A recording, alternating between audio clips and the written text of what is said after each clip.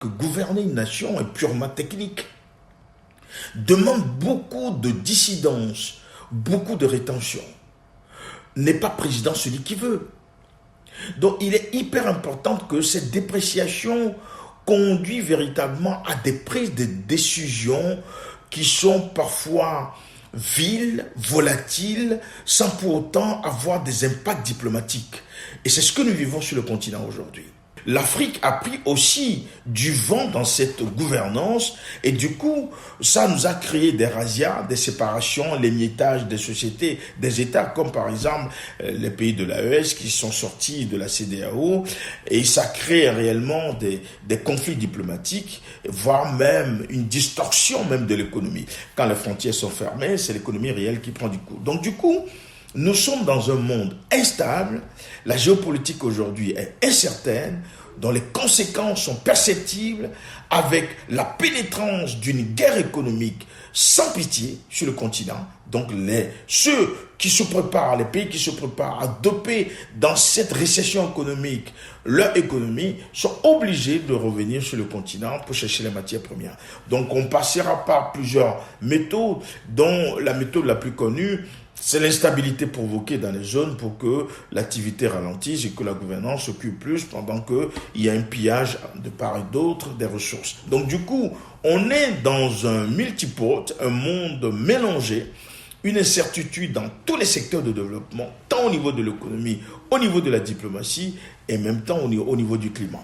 Donc, le monde que nous traversons est un monde incertain, ça c'est clair. Après tout, le pouvoir revient toujours à l'exécutif d'une manière ou d'une autre. Parfois par des jeux d'affinité, le jeu des alliances et l'anarchie, je pourrais dire, le coutémisme organisé où chacun dans le chacun pour soi de l'instant.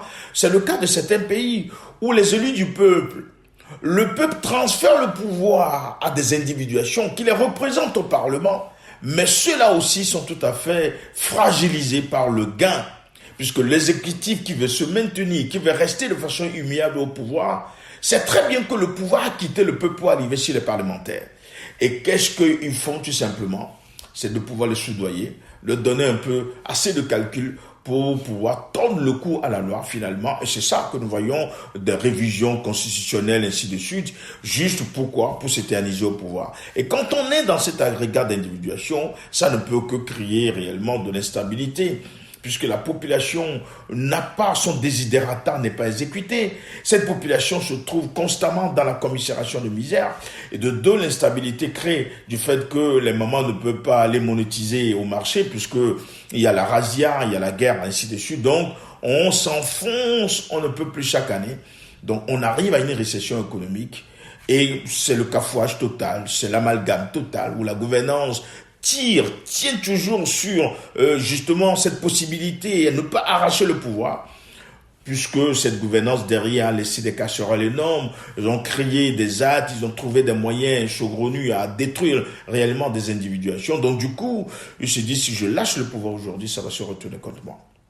Donc, on est dans un monde de non-droit, sans loi, sans éthique, sans moralité. Et quand on arrive à un scénario pareil, on parle de l'anarchie totale, donc on est tous devenus des mercenaires de loyaux. Ce qui crée réellement cette instabilité que nous traversons aujourd'hui. Que les coutémismes qui sont arrangés par des individus à s'accaparer le pouvoir, avec le jeu des valises à gauche, à droite, il continue sans réprimande, sans sanction.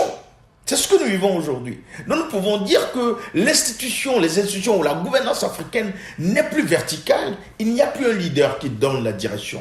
Il n'y a plus un maître. Et quand vous êtes dans une institution qui est horizontale, chacun pense qu'il a le droit, chacun agit comme il veut, donc nous sommes purement dans l'anarchie. Je peux nous dire tout simplement que nous sommes en train de vivre la fin de la CEDEAO, la fin de l'Union européenne, la fin même de toutes ces institutions, parce que les grandes crises qui sont devant nous, qui vont venir dans les années, dans les 3, les 4 ans qui sont encore devant nous, vont fragiliser aussi l'Europe. Il y a certains pays de l'Europe, de l'Union européenne qui vont sortir, comme les pays comme Norvège, qui ont une économie solide, qui ne veulent pas mourir avec les autres pays. Ça c'est clair, vont devoir revenir en autarcie rapidement.